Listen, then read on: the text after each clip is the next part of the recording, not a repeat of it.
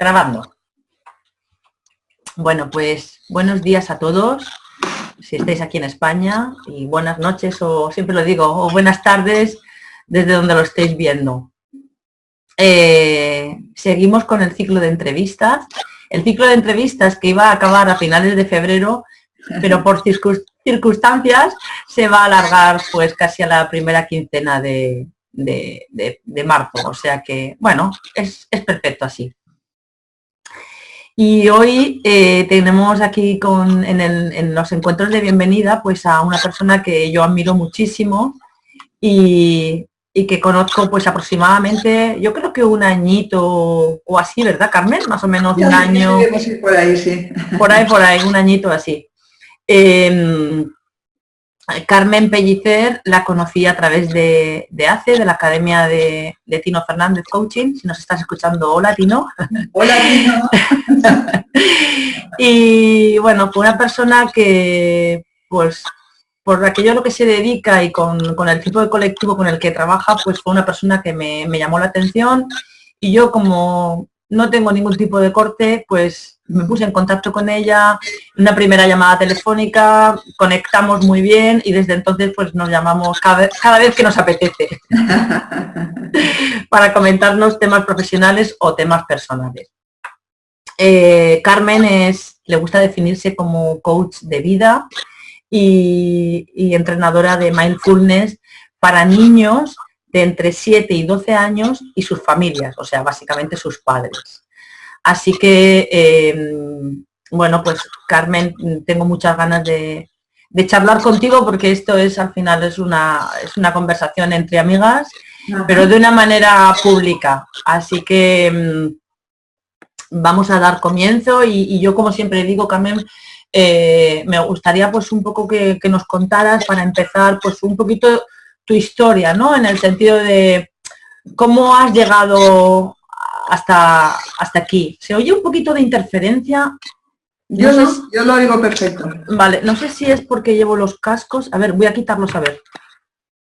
Sí, creo que así mejor. Pues te decía, Carmen, que nos cuentes un poquito pues cómo has llegado hasta aquí y cuál es un poquito tu historia bueno, pues de conectar con ese talento de meterte en el mundo del coaching y de especializarte en el ámbito de chavales, mejor dicho, de niños de entre 7 y 12 años con TDAH y el tema de sus familias. ¿Por qué has llegado? Cuéntanos un poquito cómo ha sido todo eso, esa trayectoria. Bueno, pues la verdad es que ha sido una trayectoria que empieza... Uy, se dobla. ¿Sí? Sí, pues entonces, nada, voy a poner los cascos otra vez. Sí, vale. Es una trayectoria que empieza pues cuando yo era niña. Digamos que coach definiría mi perfil vocacional, ¿no? Cuando descubrí el coaching, que ya tenía, pues no sé, claro, el coaching entonces tampoco se conocía mucho. Cuando yo era pequeña, cuando lo descubrí, dije, esto es lo que yo buscaba, ¿no? Muy resumidamente, desde que yo era pequeña, en casa el tema de los estudios y las notas se llevaba con mucha severidad, ¿no? Y entonces somos muchos hermanos y unos pues nos resultaba más fácil que otros, y los que no lo tenían tan fácil pues lo pasaron bastante mal. A mí esto me puso en contacto con mi convicción de que todos tenemos el potencial, o sea que el problema no está en no tener la capacidad sino en la manera de acompañar a que salga este potencial y estos talentos. Entonces los talentos tampoco se tenían en cuenta, solo se tenía en cuenta hemisferio izquierdo, coeficiente intelectual. Entonces, o brillabas porque sí, o eras un hemisferio derecho y lo tenías como bastante mal. Entonces, ¿qué éramos al ir creciendo? ¿De ciencias o de letras, o no servías para estudiar y te ibas a una FP? Es verdad. Estructurado, ¿no? Entonces, la cantidad, o sea, esto es como un cedazo que se dedicaba a cargarse talentos y a cargarse vidas. Y entonces, a mí esto me marcó mucho. me marcó mucho. Luego también en el colegio, por ejemplo, había una compañera que era sordomuda, entonces la sentaban atrás y ella dibujaba y llegó a desarrollar un talento con el dibujo tremendo y a vivir de eso. ¿Cómo se llama este? El dibujante, el Kino, el de Mafalda, este era un niño asmático que vivía muy lejos del colegio y apenas podía ir y se quedaba en casa dibujando. Entonces, toda esta serie de, todo este grupo de niños y niñas que tenían cualquier impedimento o no impedimento, sencillamente un hemisferio derecho predominante, o que sus talentos no entraban dentro de lo que es el currículum del sistema educativo, eran niños que quedaban muy marginados. Y yo siempre tenía muchísimo peso por acercarme a este tipo de perfil, porque para mí estaba clarísimo que tenían el potencial allá. O sea, no me cabía la menor duda. Y entonces, a partir de ahí, a partir de los, creo que 15, 16 años, empecé a hacer clases de refuerzo para empezar a ganar un dinerito. Como estudiaba música, pues también daba clases de música y guitarra. Y entonces, para mí, el problema nunca fue que la persona en sí no tuviera el potencial o un talento determinado, sino que ella supiera que lo tenía, que se le transmitiera esa confianza para que él la tuviera también y acompañarle a conectar con ese talento, con ese potencial y desarrollarlo. Para mí era tan sencillo como eso. Y entonces, a lo largo de todos esos años, pues tuve oportunidad de acompañar a muchos niños y niñas en sus estudios como profesora de refuerzo. Y entonces el perfil TDA no se hablaba de eso.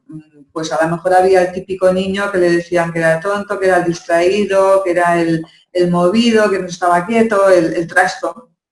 El follonero, se dice aquí, el follonero. El trasto. El trasto o la trasto, ¿no?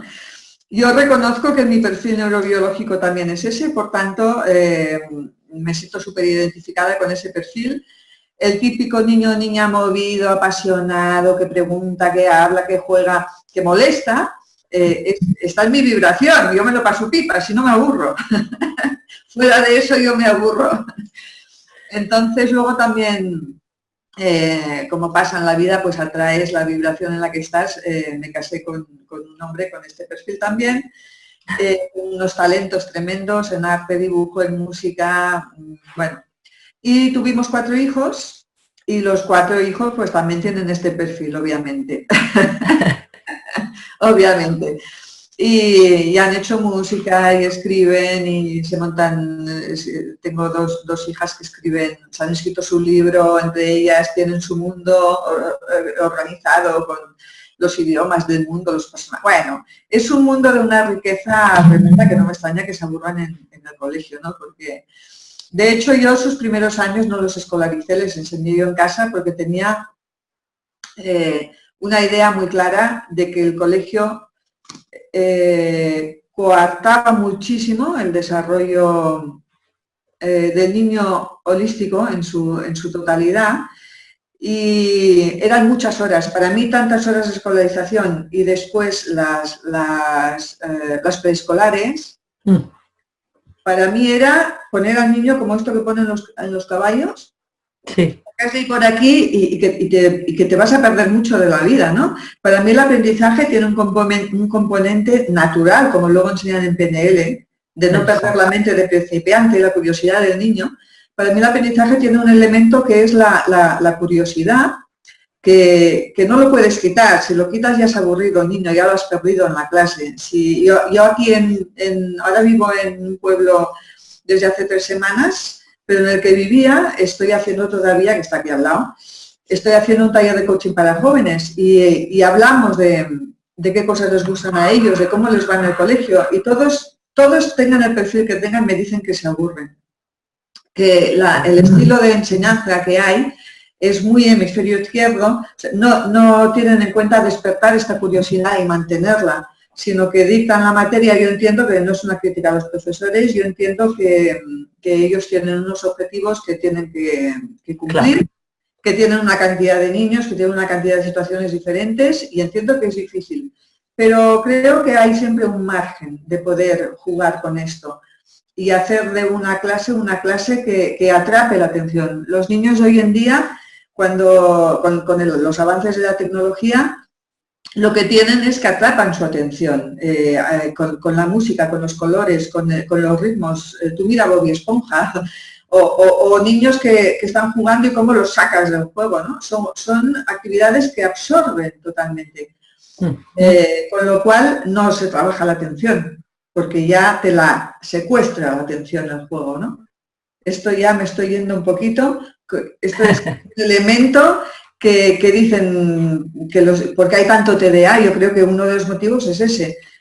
Toda esta tecnología te atrapa la atención, con lo cual no la entrenas. Cuando eres tú el que tiene que ejercitar la atención de una forma, desde la voluntad, es muy difícil. Y los profesores en ese sentido creo que lo tienen, por un lado, peor, porque tienen que igualar esos incentivos que contienen los juegos y todo lo que son programas tecnológicos, lo tienen que igualar de alguna manera, porque el niño está acostumbrado a ese multiestímulo y si no lo tiene se te duerme, ¿no? Y por otro lado es una ventaja porque se puede incluir tecnología en las clases o sencillamente hacer las clases más dinámicas, ¿no? Pero bueno, esto lo dejamos aquí. Sí, sí. Entonces, nos estabas contando tu historia y también mi pregunta iba un poco el tema de cómo al final llegar a especializarte en este colectivo de niños especiales y en sus familias, ¿no? Dentro de que el coaching era un perfil que encajaba contigo, parece que desde siempre, ¿cómo llegaste a ir como focalizando, ¿no? Más todavía en este tipo de niños que como dices tú, vibraban contigo? Quizás fue por eso y por eso... Vibraban conmigo y también porque es un tipo de niño, no el 100%, pero es un tipo de niño que está muy ligado a un bajo rendimiento escolar y otra vez, repito, no es por falta de capacidad, sino porque el estilo de enseñanza no corresponde con su estilo de aprendizaje. Eso es. Y yo como profesora de refuerzo, pues claro, ¿a quién apuntan a refuerzo? Pues a niños con bajo rendimiento escolar. Entonces yo este perfil y el de niño disléxico o niña disléxica me lo encontré mucho, que por cierto la dislexia está muy relacionada con el TDA, porque curiosamente la dislexia proviene de un hemisferio derecho dominante. El niño con dislexia, cuando ve por ejemplo, una C, no ve una C, sería así aquí, una C no ve una figura, o sea, no ve la letra C desde el hemisferio izquierdo lineal con esta perspectiva, ve una figura en el hemisferio derecho, que es una figura que puede adoptar cualquier dirección, cualquier sentido, es esta forma. ¿Vale? Esta es una capacidad que tenemos de visión espacial del hemisferio derecho. Entonces le da lo mismo que esté así, que esté así, que esté así o que esté así, por eso confunden D con B. Claro. Son letras que solo que cambien la dirección ya ha cambiado la letra, pero para ellos no, es la misma figura. En 3 dimensiones o como lo quieras llamar, ¿no? Sí, sí, sí. Entonces, que fue... Es una característica de niños que me encontraba yo, TDA y dislexia. Y entonces, bueno, fue creciendo el número de niños diagnosticados, el número de niños, esto se empezó a medicar porque no se sabía muy bien cómo gestionarlo. Y entonces empezó a hablarse, a aparecer el tema este del déficit de atención. Que aprovecho para aclarar que ya se sabe hoy en día, porque esto se está investigando y salen cosas nuevas cada 2 por 3, no es un déficit de atención, porque estos niños se hiperfocalizan cuando algo les interesa. Lo difícil es sacarlos de ahí. Entonces es un déficit de concentración, es un déficit en la capacidad de mantener la concentración en una cosa determinada cuando no les interesa, porque si les interesa no hace falta que les fuerces, ¿no? Pero como el término TDAH, el déficit de atención, ha quedado como etiqueta, digamos, en protocolos para pedir ayudas y todo, pues no se ha cambiado. Pero si no sabes esto, pues puede prestarse a confusión, porque estás creyendo que tu hijo tiene un déficit de atención cuando no es eso realmente lo que tiene. Claro, claro, entiendo. Si te he entendido bien, es como que no es generalizado porque realmente lo que les interesa, les apasiona, se enfocan tanto que pierden la noción del tiempo. Exacto. Sino que es esa concentración en aquello que no les interesa. Exacto. Y la noción del tiempo también es otro elemento porque es, como también es muy diferente cómo gestionas el tiempo desde el hemisferio izquierdo que desde el derecho, normalmente la noción del tiempo nosotros no la tenemos directamente. Hagamos lo que hagamos, ¿no? Esto, bueno, pues esto fue lo que me llevó a trabajar con estos niños porque se estaba haciendo un problema grande, cada vez había más, bueno, si entonces había un 25% de fracaso escolar, pues decían que dentro de este 25, la mayoría eran casos de déficit de atención y dislexia, ¿no? Y entonces se hizo un problema incluso social, porque se crea un cuadro importante de problemática, de sufrimiento y luego el PAP, ¿no? Que ya empiezan a haber problemas a partir de los problemas que da el TDA, se generan otros problemas, ¿no? Normalmente cuando te llaman unos papás y empiezan a explicar, el cuadro suele ser el mismo, bajo rendimiento escolar, tensión en casa, dificultad para controlar el comportamiento del niño, son niños muy impulsivos. ¿Por qué? Porque la base del TDA es una baja autorregulación.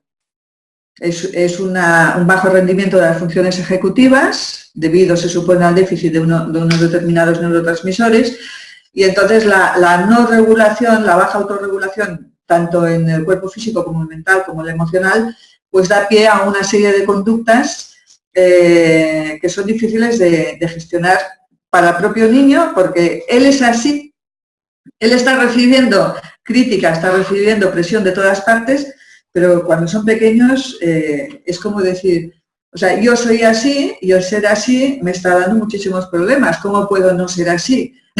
No puedo, soy así. O sea, es complicado. Entonces, dentro del programa que yo he desarrollado de acompañamiento, que se llama Calma, y que incluyo elementos de coaching, elementos de programación neurolingüística y también de mindfulness, que de esto me gustaría hablar un poquito más de mindfulness porque es una herramienta. Sí, ahora te quería preguntar varias cosas, sí.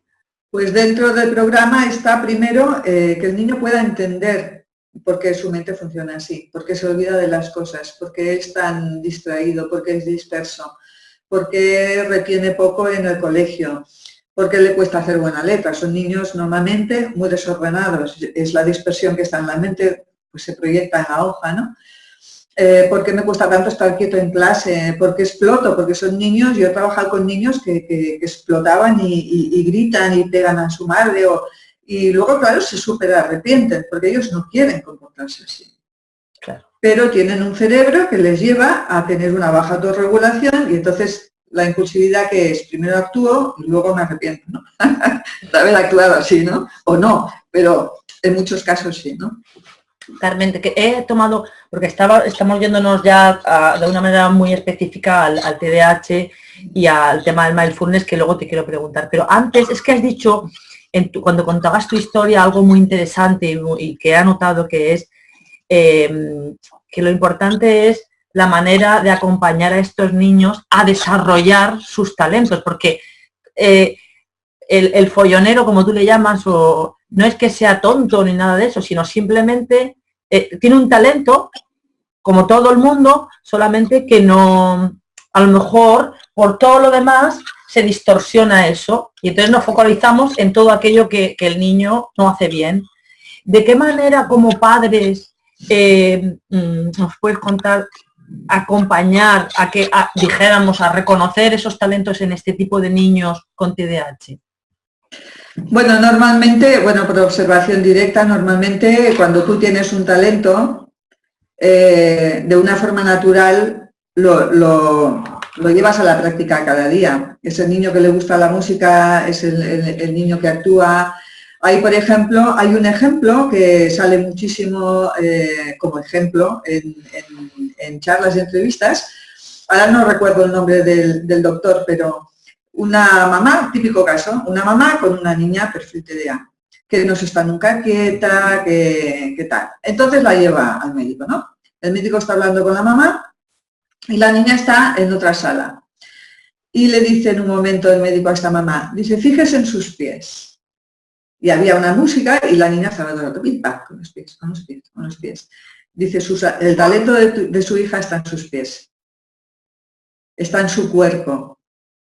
está en el baile o está en la danza. Apuntaron a esa niña a danza y acabó siendo, si no me equivoco, la primera bailarina del Ballet Royal de Londres o la coreógrafa o algo así. Me parece que la primera bailarina, ¿vale? Ahora no es importante el detalle de la vericidad de los detalles, pero la historia es real, es verídica.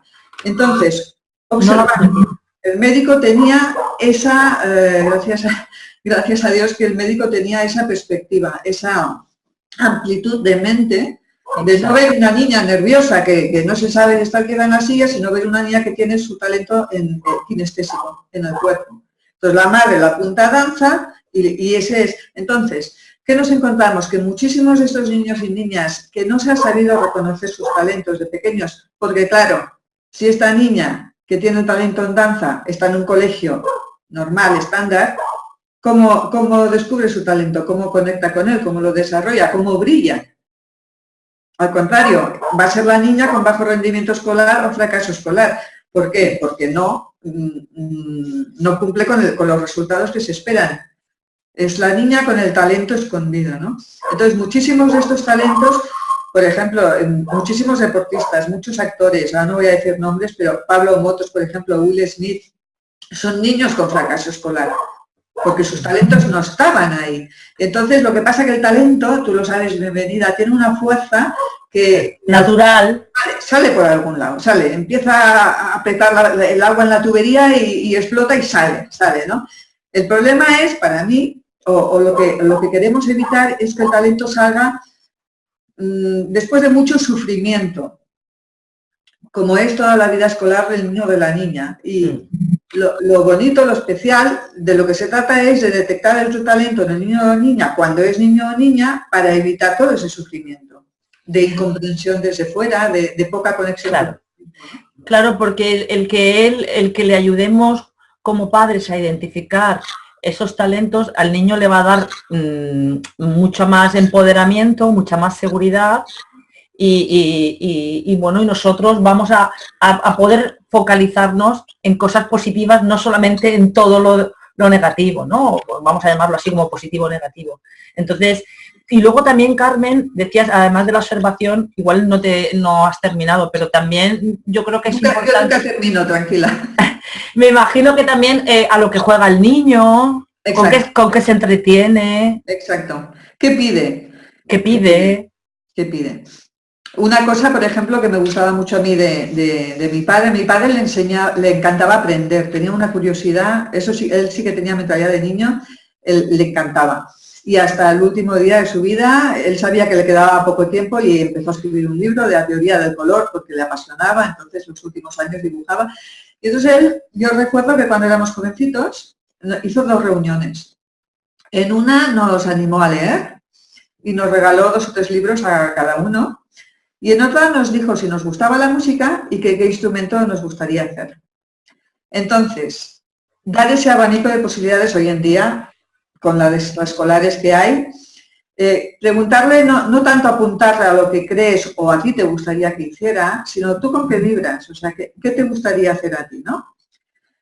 Y irlo apuntando a extraescolares hasta que el niño encuentra aquello con lo que vibra. O tú igual en casa ya puedes detectar lo que has dicho tú antes, con qué se entretiene, ¿no?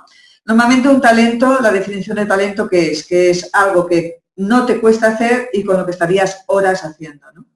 Exacto. Es un poquito por donde se canaliza el talento, ¿no?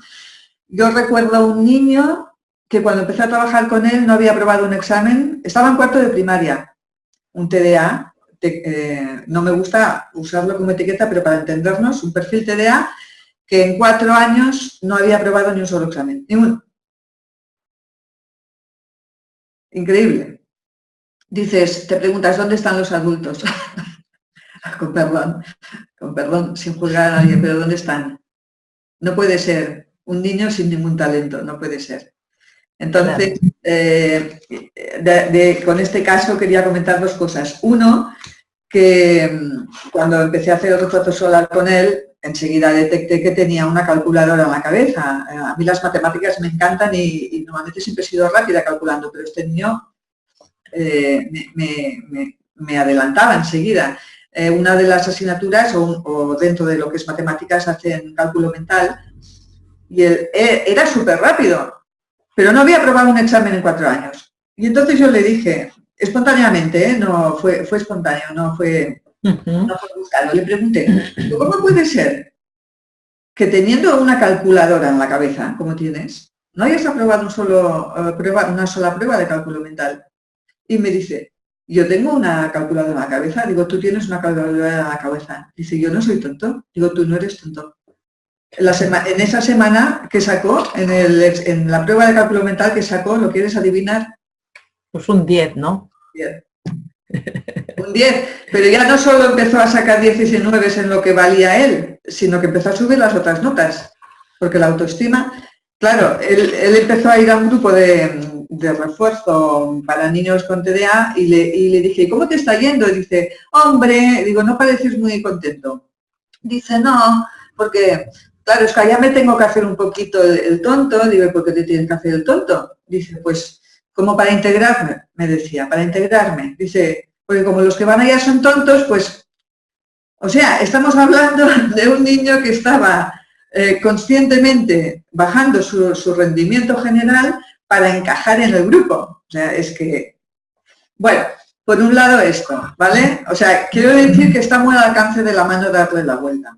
No, niño, tú vales mucho, tú tienes un potencial tremendo, de tonto no tienes ni la T, ni la O, ni la N, ni la T, ni la O. Vamos a ver en qué eres bueno. Y yo me acuerdo que mira, puedo usar este ejemplo para ejemplificar 2 cositas más. Sí, está muy bien que nos pongas ejemplos porque al final eso vivencial es lo que más se va a transmitir. Exacto. El segundo tema es el de la neuroplasticidad. Sabemos que ahora el cerebro no es rígido, que podemos aprender y que el lenguaje es generativo. Entonces, a este niño, un día que llegué yo, se le estaba dando la pastilla de la atención y entonces él no la quería porque tiene efectos secundarios, perdía el hambre, no la quería, no se sentía bien luego, ¿no? Y la mamá, con mucho cariño, la usó como ejemplo, una mamá que hacía como todas lo mejor que puede con lo que sabe y con lo que tiene, le dijo, tómate la pastilla porque ya sabes que sin la pastilla no te puedes concentrar. Esto es una bomba.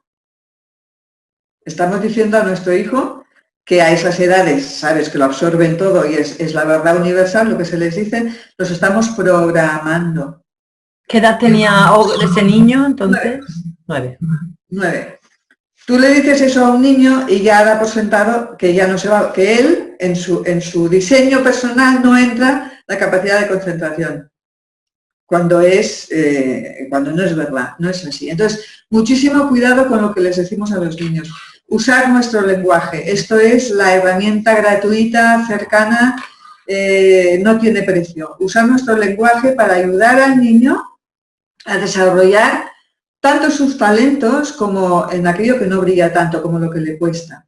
Porque nosotros como coaches que trabajamos normalmente bienvenida con adultos que tenemos una programación, porque yo también llegué al coaching para ayudar a mí misma, tenemos una programación para el fracaso, o tenemos una programación que si nosotros tenemos, cuando nacemos, un potencial del 10, tal vez estamos programados para rendir un 40, un 50, un 60, depende de qué, depende del entorno que nos haya dicho.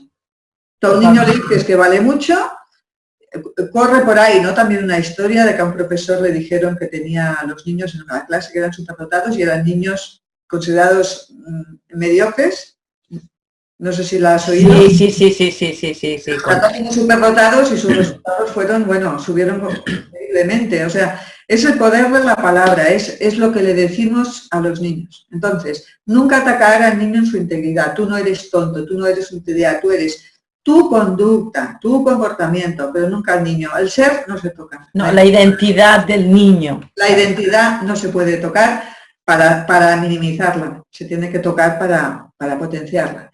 Y el tercer punto con este niño era que yo le pregunté al niño, ¿y tú qué quieres ser de mayor? Porque es una pregunta que suele favorecer que florezca lo que le gusta al niño. Por ahí puedes detectar ¿tú en qué te imaginas trabajando? La mamá al momento dijo, uy, no, lo miró con compasión, él no lo sabe. Y a la vez el niño me estaba diciendo, yo quiero ser banquero o alcalde. O alcalde. Sí, sí. Y le digo, ¿y por qué te gustaría ser alcalde? Dice, porque yo tengo muchas ideas y muy buenas. Eso es un talento, eso es la creatividad propia de la por cierto. Eso es un talento, ser creativo. Y yo creo que hubiera sido un fantástico alcalde, porque hace falta muchas ideas para corregir tantas cosas, ¿no? Como Totalmente. O banquero, ¿no? Por aquello. Para ganar dinero. Oye, pues es fantástico, porque si tú, y esto lo hago mucho también, si nosotros, a ver, digamos que ir a clase y estudiar, porque ya no decimos ir a aprender, ya decimos ir a estudiar. Por ahí ya quitamos incentivo. Vamos a aprender. Aprender es divertido. Estamos programados para aprender. Tenemos un sistema natural de aprendizaje, si nos dejan. Los niños aprenden solos. Yo me río cuando dicen vamos a trabajar la creatividad con los niños. Digo, los niños no necesitan trabajar la creatividad, son creativos por naturaleza. Somos nosotros que tenemos que volver a reconectar con nuestra creatividad, ¿no? Total. Pero cuando tú le dices a un niño, o sea, si tú puedes, como decimos en coaching estratégico, ¿verdad?, ligar un propósito superior a lo que estás haciendo. Si tú tienes sí o sí que pasar por el sistema educativo, no pensemos o no focalicemos en que vamos al colegio a estudiar porque hay que aprobar. ¿Tú qué quieres ser de mayor? Yo de mayor quiero ser arquitecto. Para ser arquitecto, ¿qué necesitas? Plan de acción. Podemos hacer un plan de acción desde que entre la universidad hacia atrás. Pues necesitamos pasar por este sistema. Por este sistema. Vamos a poner un reto, ¿no? Entonces, de ahí podemos hacer los retos más pequeñitos. Y si pasas por el sistema, ahora, por ejemplo, estás en cuarto de primaria, ¿qué asignaturas tienes? Pues tal. ¿Cuáles te gustan? ¿Cuáles no? En las que no, ¿qué problemas, qué obstáculos te encuentras? ¿Qué retos? ¿De qué manera podemos solucionarlos? Siempre en positivo, siempre hacia adelante, siempre buscando, dando por sentado que la solución existe, ¿no? Con el tema este del TDA entramos en unas espirales de frustración, porque hay un ritmo que tienen que cumplir y estos niños ese ritmo pues quedan atrás. Digamos que van quedando detrás de la carrera y no quiere decir que no sirvan para correr, sino que no están teniendo las herramientas que necesitan para correr adecuadamente, ¿no? Dime una cosa, Carmen. Has hablado de todo el tema del talento, de cómo ayudar a acompañar a que ese talento se identifique y se desarrolle en el niño. ¿Y qué podrías decir a los padres que tienen niños, vamos a poner entre comillas, con esta etiqueta? Bueno, entre comillas no le ponen esa etiqueta, pero que para aclarar que estoy contigo, que las etiquetas no son positivas, ¿no? ¿Qué les dirías en cuanto al tema de, tú antes hablabas de la gestión emocional, de todo lo que hay detrás de este perfil de niños, ¿no? ¿Qué les podrías decir? Pues para ayudarles no solamente a identificar y acompañarles en sus talentos, sino a ser ejemplo, ¿no? A nivel de emociones. Porque claro, al final los niños aprenden si nos ven a nosotros como ejemplos. Si estos niños ya tienen a lo mejor cierta dificultad a la hora de gestionar emociones, si nosotros además también nos perdemos, pues creo que todavía la fastidiamos más. Uh-huh. ¿Qué podrías, no sé, qué herramientas o qué tips podrías dar a esos padres para, ya sé que tienes tus programas, luego nos contarás, para poder, bueno, para poder darles un poquito de aliento? Yo les diría, en primer lugar, para mí la base de todo es la aceptación, el aceptar lo que es, porque si no aceptas lo que es ya estás en resistencia, ¿no? Aceptar, esto es lo que me toca vivir, ¿no? Después confiar, porque cuando no vemos la solución, tendemos a creer que no existe la solución. Siempre hay soluciones por ahí, siempre hay recursos, herramientas. Entonces, mantener la mente en abierto, cuidando la relación, la comunicación con el niño, con la pareja. No somos personas, ni padres, ni hijos, ni familias estándar, eso no existe. Cada familia es como es. Tiene sus propias características. No tenemos por qué pretender cumplir las expectativas del colegio de la sociedad. Somos como somos y tenemos el valor que tenemos, seamos como seamos, en cualquier situación. Entonces, primero, aceptar la situación. Segundo, confiar en que las cosas pueden salir bien, pueden ir bien. Desde mindfulness, pues disfrutar cada día, un día detrás de otro, disfrutar cada momento con tu hijo. No vivir con la presión de cara a qué será de este niño que estudiará, como decía hace poco en una conferencia en el Colegio del Pueblo Psicopedagogo. No os preocupéis por lo que van a estudiar vuestros hijos, porque las carreras que van a estudiar todavía no existen. Está cambiando todo mucho, están desapareciendo profesiones, apareciendo otras nuevas. Entonces, que para mí lo más importante es la construcción de la identidad del niño y de su autoestima. Aparte de cualquier cosa que pueda hacer este niño o no luego en la vida. Es su autoestima, la relación que tú tienes con él. Esto para mí es lo más importante. Y acompañarle en sus talentos. Porque el sistema educativo está quedando pequeño y necesitamos dar una segunda línea de actuación a nuestros hijos. Tienen que tener, yo digo un segundo colegio, porque en el TDA se dice mucho, aconsejan mucho a los padres no crear un colegio 2 en casa. ¿Qué quiere decir? Que la hora de los deberes es muy complicada con estos niños porque has de estar ahí con ellos. A mí hay papás que me han dicho, yo digo, ¿qué quieres? ¿Qué objetivo tienes? ¿Que mi hijo haga los deberes solos? Olvídate. Sus funciones ejecutivas no tienen el rendimiento que necesitan para autorregularse. Nosotros hemos de ser, como padres, el coach, hemos de ser las funciones ejecutivas de nuestros hijos mientras ellos las entrenan. No podemos esperar que se levanten solos, que estén vestidos a la hora, que se acuerden de meter cosas en la mochila del día, que esto es otro tema que es una problemática. Yo me encuentro con niños que lo que hacen para evitar las broncas por haberse dejado un libro o por haberse dejado la agenda, todo esto son, bueno, lo que hacen es meterlo todo en la mochila. Te encuentras niños con 8, 9, 10 años con unas mochilas que tiran para atrás. Ya no hablamos de salud, de la salud de la espalda ni todo eso, ¿no? Van con la mochila con todo para no olvidarse nada. Entonces les riñen por ponérselo todo en la mochila. Es complicadito. Mucho amor, mucha compasión, mucha aceptación. Y una cosa que también aconsejo es, normalmente cuando tenemos un hijo con este perfil, uno de los dos, el padre o la madre de los dos, también tenemos ese perfil. Entonces, ¿cómo fue tu niñez? ¿Cómo lo viviste tú? ¿Qué problemas tenías? ¿Y qué cosas crees que te hubieran ayudado a solucionar esos problemas o a llevarlos de una mejor manera? O sea, muchas veces como padres exigimos cosas a nuestros hijos que nosotros no somos capaces de hacer. Nosotros estamos diciendo a nuestro niño, ¡no chilles! Estamos diciendo, ¿quieres estar capaz de estar quieto o estar callado o controlarte? Y lo estamos diciendo desde el descontrol.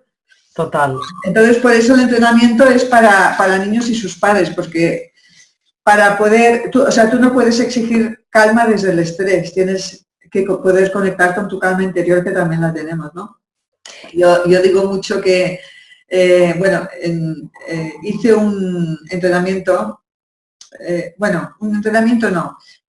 a los niños que venían, que yo les hacía el acompañamiento escolar desde el coaching y mindfulness, sus padres tenían un espacio de 1 hora semanal para venir a practicar mindfulness. Entonces, ellos para buscar la calma me contaban, pues uno se va en bici, el otro se va al campo, la mamá pues a lo mejor se iba con las amigas a tomar un café.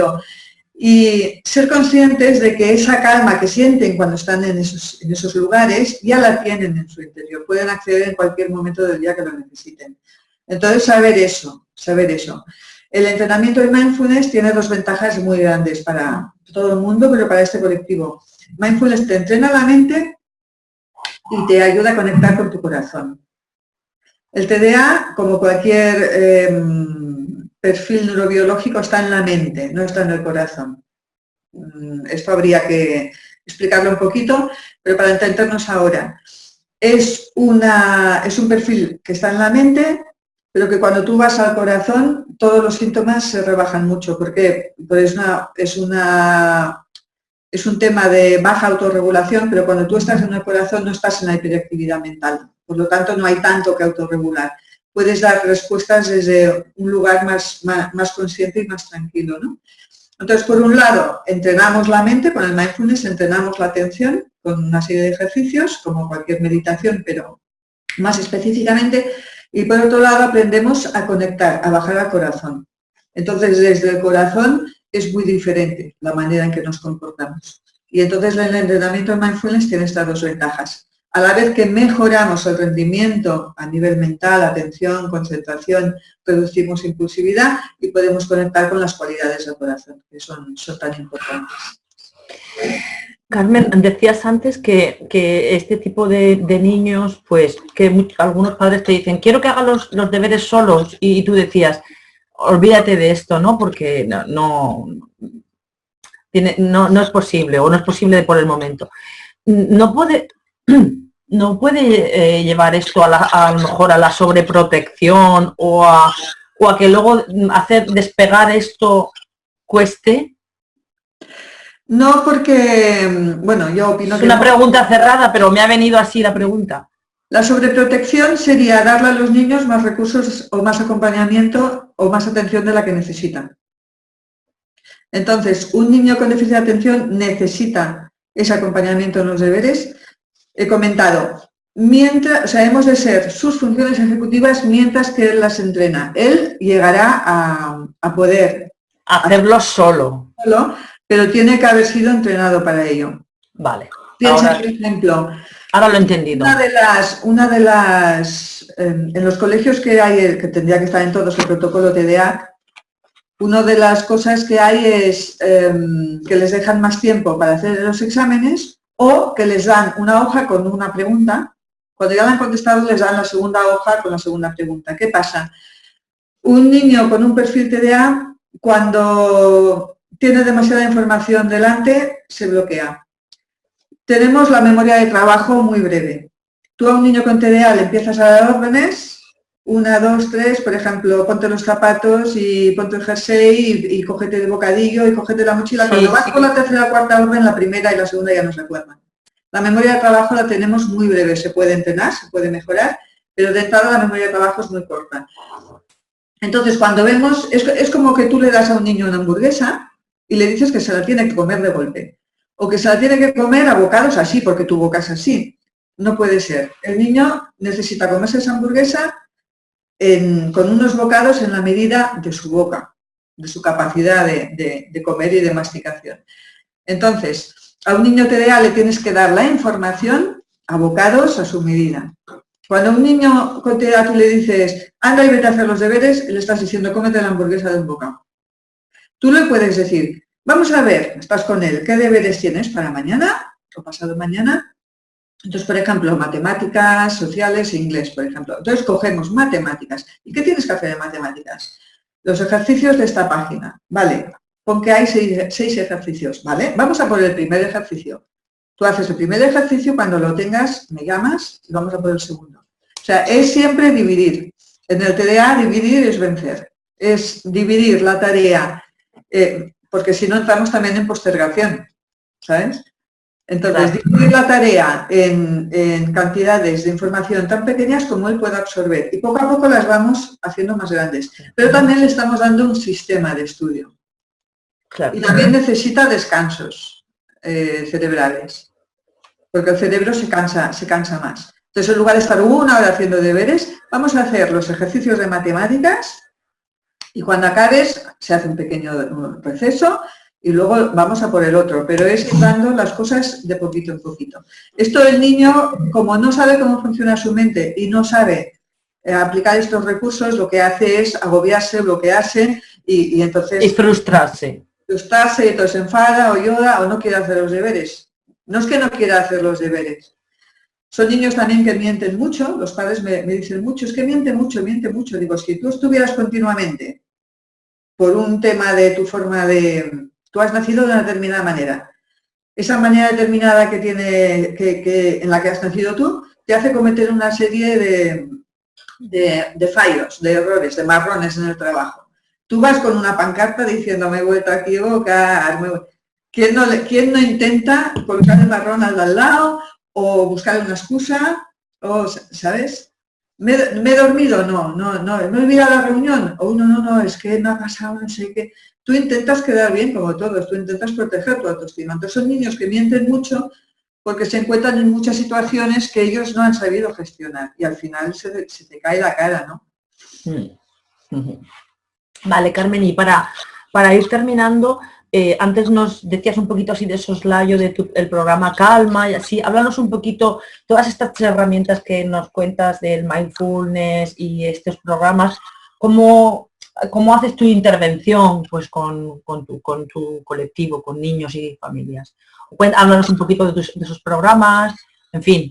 Bueno, yo la intervención la hago, primero es una primera entrevista de hora y media, donde normalmente pues allá sale todo, sale toda la situación. La A, que es donde no queremos estar, ¿no? En coaching, es estoy en A, pero quiero estar en B y cómo llego, ¿no? Entonces lo primero es explorar la situación, qué es lo que tenemos ahora, a dónde queremos llegar y cómo llegamos. Entonces, o se hacen una serie de acciones hasta que se considere pues, que ya se ha llegado a B, o normalmente con los niños es un acompañamiento escolar. Cuando más pequeños, más tiempo necesitan que estés con ellos, hasta que ellos van integrando todos esos recursos, esas herramientas y van fortaleciendo su autoestima, y luego a los padres para darles pues cuatro pautas, ¿no?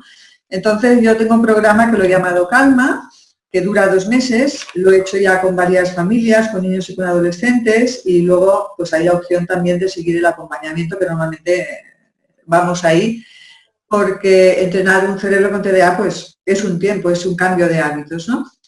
Generar hábitos en estos niños es uno de los recursos más valiosos que tenemos, porque cuando funcionas por hábito ya haces esa determinada cosa de esa determinada manera y no tienes que estar siempre desde la voluntad obligándote a hacerla, ¿no? Ya tienes el hábito, o sea, cuando más hábitos tenga un niño con TDA, más fácil rodará todo, ¿no? Entonces este programa Calma dura 2 meses y es ayudar a los padres y a los niños a entender la mente, cómo funciona, dar recursos para la gestión emocional de la situación y luego entrenar tanto a los hijos como a los padres. En coaching, ¿por qué? Porque el coaching nos lleva de lo que sería estar trabajando con un trastorno o una problemática hasta trabajando desde el reto, supone la situación en positivo, dando por sentado que ahí hay un potencial a desarrollar. No tiene por qué ser un problema, no tiene por qué ser un impedimento, sino que nosotros tenemos determinada situación, todos sabemos de padres y madres que se han volcado en deficiencias de cualquier tipo de sus hijos y que, bueno, de ejemplos de estos está el mundo lleno. Entonces tenemos, está el padre, está la madre, está el niño, está la situación y entonces creer en nosotros, creer en los niños y despegarnos de los resultados. Los resultados ya irán viniendo. Entonces, este programa es para esto, para ayudar a llevar emocionalmente, a gestionar emocionalmente la situación, para entrenarnos en determinadas, digamos, bueno, sí sería hábitos, pero actitudes. Entrenarnos en actitudes que favorecen que la situación se desarrolle favorablemente. Que cada familia es un caso y también hay hermanitos por ahí que suelen quedar más como siempre, ¿no? Siempre cuando hay un hijo que por cualquier cosa se lleva más atención, pues los otros hermanitos sufren un poquito la carencia, ¿no? Entonces, básicamente el programa es para esto, es dar una paleta de recursos, una base de entrenamiento para que luego se pueda funcionar desde otro lugar más amable, más optimista y con vistas a que todos salgan ganando. No es el niño el único protagonista. Todos, padres, madres, todos tienen allá un desgaste y todos podemos aprender de una situación así. Todos podemos aprender de una situación así. Perfecto, pues yo pondré, cuando ya esté editado el vídeo, pondré pues cómo contactar a Carmen por si os interesa pues lo que ha contado y cómo trabaja ella con este colectivo tan específico de niños y sus padres. Y bueno, Carmen, simplemente agradecerte pues todo lo que nos has contado, todo lo que has aportado y yo me gustaría preguntarte, a profundizar un poquito más, pero bueno, el tiempo es el que es. Yo ahora me tengo que ir a recoger al peque y ya voy justita de tiempo. Así que muchas gracias A ti por la invitación. y seguimos en contacto. Así que nada, que pues eso, que nos vemos en breve o hablamos en breve. ¿Vale? Perfecto, bienvenida, un placer. Gracias por dedicarte a lo que te dedicas y gracias por ofrecer esta ventana a tantos profesionales para que podamos compartir y podamos llegar a las personas y aprender de otros. Gracias. Un besazo. Chao, bienvenida. Chao.